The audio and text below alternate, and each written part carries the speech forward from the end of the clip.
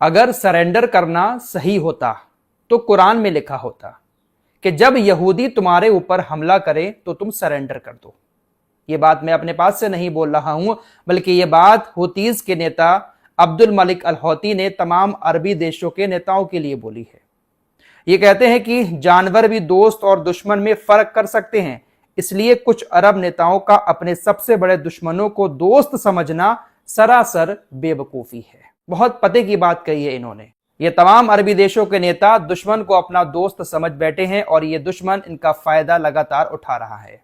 Greater Israel का जो सपना है, उस सपने को अमेरिका इजराइल के साथ मिलकर पूरा कर रहा है और ये लोग खुशी से ताली बजा रहे हैं। दुश्मन को अपना दोस्त समझ रहे हैं। दुश्मन के खिलाफ तो इन्होंने हथियार डाल रखे हैं, लेकिन ईरान के खिलाफ हथियार उठाने को ये लोग तैयार हैं। दुश्मन की खातिर अपने हथियारों को ये लोग ईरान के ऊपर छोड़े जा रहे हैं, पैसे की बर्बादी किए जा रहे हैं, दुश्मन को दोस्त समझे जा रहे हैं और दुश्मन इनका पूरा फायदा उठा रहा है। दुनिया सुधर जाएगी दोस्तों, लेकिन ये अरबी देशों के नेता इतनी आसानी से नहीं सुधरेंगे जब तक इनको बहुत बड़ी ठोकर नहीं लगेगी। फिलहाल अमेरिका को क्या करना है? अमेरिका को अपनी दुकान चलानी है, ग्रेटर इजराइल बनाने में मदद करनी है और अपनी दुकान चलानी है, और अब दुकान उसने खोल ली है। अरबी देशों के पास हथियारों की कमी पड़ रही है, इंटरसेप्टर मिसाइलें कम हैं, कई सारे रडार भी इन अरबी देशों के तबाह कर दिए हैं ईरान की मिसाइलों ने।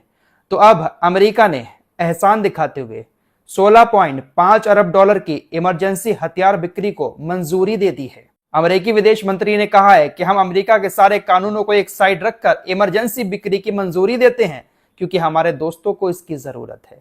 $16.5 अरब, ये कोई छोटा मोटा पैसा नहीं है दोस्तों। अमेरिका इन अरबियों से कितना खा रहा है आप इससे अंदाजा लगा सकते हैं, और इन अरबियों का इसमें कोई लेना देना भी नहीं है। दूर दूर तक बेवजह जंग में घसीटे जा रहे हैं, अमेरिका इनका फायदा उठा रहा है। कुवैत खरीदेगा $8 अरब के हथियार, जिसमें कुछ एयर डिफेंस सिस्टम की मिसाइलें हैं, कुछ ड्रोन्स हैं और कुछ एयर डिफेंस सिस्टम भी हैं। यूएई भी काफी भारी मात्रा में हथियार खरीद रहा है, सबसे ज्यादा यूएई खरीदेगा इस डील में। $16.5 अरब की जो डील है उसमें सबसे ज्यादा यूएई का हिस्सा है, बाकी अरब देश भी कुछ ना कुछ अमेरिका से खरीदेंगे। तो अमेरिका इस तरह से अपनी दुकान चला रहा है। अमेरिका का असली बिजनेस ही यही है। बड़ी बड़ी फैक्ट्रियां हैं अमेरिका के अंदर हथियारों की, लोगों को लड़ाओ, हथियार बेचकर अपनी दुकान चलाओ। और इन अरबी देशों के नेताओं को शायद यहां पर भी ऐसा लगता होगा कि अमेरिका हमारे ऊपर बहुत बड़ा एहसान कर रहा है, हमें मिसाइल ही दे रहा है ईरान के हमलों से बचाने के लिए। लेकिन इन बेवकूफों को यह समझ नहीं आ रहा है कि हमले भी तो अमेरिका की वजह से ही हमारे ऊपर हो रहे हैं। सही कहा अब्दुल मलिक अल हौती ने कि जानवर भी दोस्त और दुश्मन में फर्क समझ लेता है, लेकिन अरबी देशों के नेता नहीं समझ पा रहे हैं। आइए दोस्तों, अब अमेरिका की खुफिया एजेंसी CIA और मोसाद की थोड़ी सी बात कर लेते हैं। मैंने बहुत सोचा दोस्तों इस बारे में। दुनिया भर में डंका बजा हुआ है कि मोसाद खुफिया जानकारी निकालकर ईरान के नेताओं को चुन चुन कर मार रहा है। मैं भी आपके सामने खबरें रख रहा हूं कि इनका जासूसी नेटवर्क बहुत तगड़ा है, जिसकी वजह से ईरान के तमाम नेता मारे जा रहे हैं। लेकिन मैंने बहुत सारी बातें जब सोची, बहुत सारी बातें रिसर्च की, तो मुझे ऐसा लगा कि ये जो CIA है या मोसाद है, ये सिर्फ चिंदी चोर हैं। दुनिया में जिस तरह से इनका हवा बना हुआ है, इतना हवा इनका है नहीं। ये सिर्फ वैसा ही है जैसे आयरन डोम के बारे में कहा जाता था कि इजराइल का आयरन डोम दुनिया का सबसे बड़ा डिफेंस सिस्टम है। हमने हिजबुल्लाह के रॉकेट भी गिरते हुए देखे इजराइल के अंदर, हमने हमास के रॉकेट भी गिरते हुए देखे, और ईरान की मिसाइलों ने तो तबाही मचा दी है। आज आयरन डोम को कोई याद भी नहीं कर रहा है, किसी को याद नहीं है, वरना इस जंग से पहले दुनिया भर की मीडिया छाती पीट पीट कर कहती थी कि इजराइल के पास ऐसा आयरन डोम है कि परिंदा भी पर नहीं मार सकता। आइए थोड़ा सा मोसाद और CIA को जरा गहराई से समझने की कोशिश करते हैं कि आखिर इनका खुफिया नेटवर्क वाकई में तगड़ा है या सिर्फ दुनिया में ये लोग ऐसा माहौल बनाए हुए हैं मीडिया के साथ मिलकर। पहले आपको एक खबर बता देता हूं, उसी को लेकर मोसाद और CIA की बात करूंगा। हाइफा पर जो हमला हुआ कल ईरान की तरफ से, जो ऑयल रिफाइनरी है इजराइल की, वो हमला ईरान ने एक नई मिसाइल से किया था। मिसाइल का नाम है नसरल्ला मिसाइल। IRGC की तरफ से बताया गया कि हमने पहली बार नसरल्ला मिसाइल से इजराइल के हाइफा पर हमला किया। अब ये नसरल्ला मिसाइल क्या है? दरअसल एक मिसाइल ही है, लेकिन इसका नाम नसरल्ला, जो हिजबुल्लाह के पूर्व महासचिव थे जिनको इजराइल ने हमला करके मार दिया, उनके नाम पर रखा गया है। उनको सम्मान देने के लिए ईरान ने एक मिसाइल बनाई है जिसका नाम नसरल्ला रखा है। तो ईरान ने हाइफा पर यह हमला नसरल्ला मिसाइल से किया था। जो रिपोर्ट सामने आई है उसके मुताबिक मिसाइलों ने हाइफा पर जाकर हिट किया है, इसराइल का आयरन डोम या कोई भी एयर डिफेंस सिस्टम उनको नहीं रोक पाया। अब ये एक और नई मिसाइल ईरान ने दिखाई है, नसरल्ला नाम की। दोस्तों बस मैं यहीं पर सोचने पर मजबूर हो गया कि जब CIA और मोसाद अपने आप को दुनिया की सबसे बड़ी खुफिया एजेंसी मानते हैं, तो आखिर इस बात का पता क्यों नहीं लगा पाए अभी तक ईरान के अंदर कि ईरान ने अपनी मिसाइल सिटी कहां कहां पर बनाई है। ईरान के पास कौन कौन सी मिसाइलें उन मिसाइल सिटी में रखी हुई हैं, ईरान के पास कितने दिनों तक लड़ने की ताकत है, कितने हथियार ईरान ने जमा किए हुए हैं, आखिर ये सारी जानकारी अब तक मोसाद और CIA क्यों नहीं निकाल पाए हैं। डोनाल्ड ट्रंप एक तरफ दावा कर रहे हैं कि हमने पूरी तरह से ईरान के एयर डिफेंस सिस्टम को तबाह कर दिया, हमने उनकी नेवी को तबाह कर दिया, लेकिन नेवी स्टेट ऑफ हॉर्मुज में अभी भी बैठी हुई है। एयर डिफेंस सिस्टम की बात करें तो पिछले वीडियो में हमने आपको जो खबर दी थी कि अमेरिका के F-35 विमान को जो मारा गया है, उसकी जानकारी अब IRGC ने दी है कि हमारे एयर डिफेंस सिस्टम की मिसाइल से उसको मारा गया है। सिर्फ एक विमान नहीं मारा है, F-35 के अलावा 3 और विमान भी ईरान के एयर डिफेंस सिस्टम ने मारे हैं। जबकि ट्रंप लगातार दावे कर रहे हैं कि हमने ईरान के सारे एयर डिफेंस सिस्टम को खत्म कर दिया।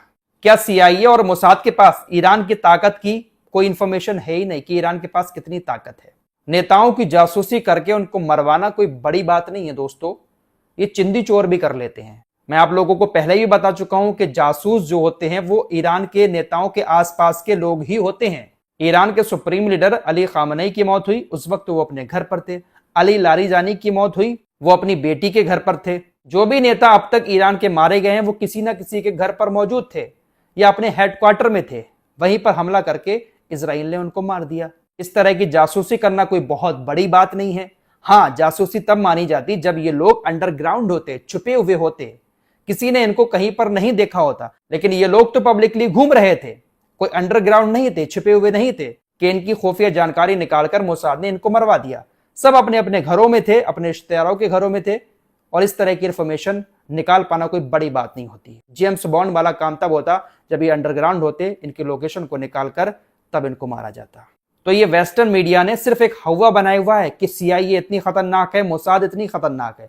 इनकी ताकत तो हमने गाजा के अंदर ही देख ली, जब हमास ने बहुत सारे इजरायलियों को उठाया था, बंधक बनाया था, सीज फायर हो गया, 2-2.5 साल हो गए, एक भी बंधक को जिंदा सही सलामत ये लोग छुड़ा नहीं पाए। ना अमेरिका की खुफिया एजेंसी इस बात का पता लगा पाई कि बंधक कहां रखे हुए हैं, ना ही मोसाद। दुनिया भर की और भी खुफिया एजेंसियां इन्होंने गाजा में उतार दी थी, लेकिन हमास की सुरंगें ही इन लोगों को नहीं मिल पाई।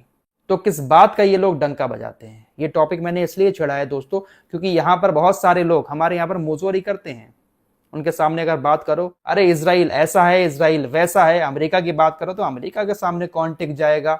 अमेरिका की खुफिया एजेंसी, इसराइल की खुफिया एजेंसी, इसराइल का आयरन डोम, यही गुणगान करते रहते हैं।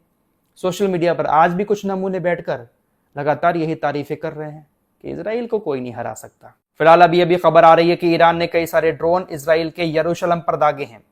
IRGC ने इस बात को कंफर्म किया है कि यरूशलेम में इंटरनल सिक्योरिटी मिनिस्ट्री जो है इसराइल की, वहां पर ड्रोन अटैक हुए हैं। IRGC की तरफ से कहा गया है कि हमने ये ड्रोन अटैक हमारे जो खुफिया मंत्री इसराइल ने मारे हैं उनकी याद में किया गया है। साथ ही साथ जो आयरिस डेना, उनका जो जहाज अमेरिका ने डुबोया था, उन लोगों को सुपुर्द खाक किया गया है। उनकी याद में ये ड्रोन अटैक यरूशलेम में इसराइल के इंटरनल सिक्योरिटी मिनिस्ट्री पर किए गए थे। जर्मनी की तरफ से एक बड़ा ऐलान किया गया है। इंटरनेशनल कोर्ट ऑफ जस्टिस में साउथ अफ्रीका ने इसराइल के खिलाफ जो केस दायर किया हुआ है, साउथ अफ्रीका के साथ भी कुछ देश शामिल हो गए थे इसराइल के खिलाफ। वहीं इसराइल को बचाने के लिए कुछ देश इंटरनेशनल कोर्ट पहुंच गए थे इसराइल का साथ देने। उसमें से जर्मनी भी एक था। जर्मनी बहुत सारी दलीलें रख रहा था इसराइल को बचाने की, लेकिन अब जर्मनी ने साफ कह दिया है कि हम उस केस से अपने आप को वापस लेते हैं। हम इसराइल को बचाने के लिए इंटरनेशनल कोर्ट ऑफ जस्टिस में अब नहीं जाएंगे। यह बात सबको मालूम है कि डोनाल्ड ट्रंप और नेतन्याहू दुनिया का बॉस बनना चाहते हैं, हर किसी को दबाना चाहते हैं, लेकिन क्या करें, किसी ना किसी मजबूरी में दबे हुए हैं। कोई एप्स्टीन फाइल के नीचे दबा हुआ है तो कोई कर्ज के नीचे दबा हुआ है। किसी ना किसी तरीके से इजरायलियों ने और अमरीकियों ने तमाम दुनिया को दबा रखा है, लेकिन ईरान नहीं दब रहा है। इस रिपोर्ट में इतना ही। कुछ और खबरों के साथ फिर हाजिर होंगे। अपना ख्याल रखिएगा। अल्लाह हाफिज।